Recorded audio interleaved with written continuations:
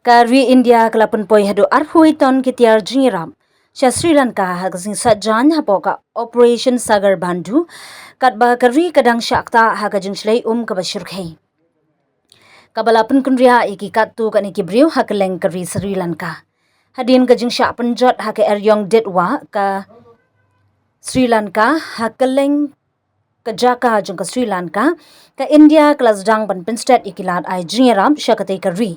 Haga bakari India ka jer kerteng da ka Operation Sagar Bandhu ya kate ka jingnai ai Jingiarap ban pinklan ya ki kam ai Jingiarap ong ka Indian Air Force haga jingtho hakilat social media.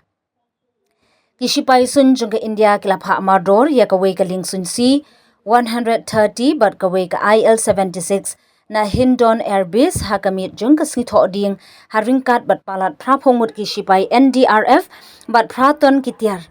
Lapun poi ya ki marbam bakongsan ban kershani ki jaka ki basyakta la ong ka kubor.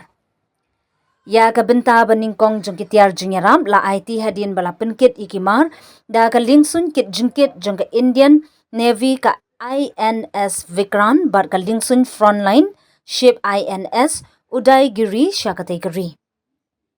Katna disaster management jung ka Sri Lanka kalapun na hakasing satjan ba uslap ubajur bat ka jingjur jung ka Eriong detwa kalapelong bahadu shispa arflaingut ki min simbriu kilayam hakaleng ka Sri Lanka hakabasal shispa lai pongut ki briu kidang jar ngai.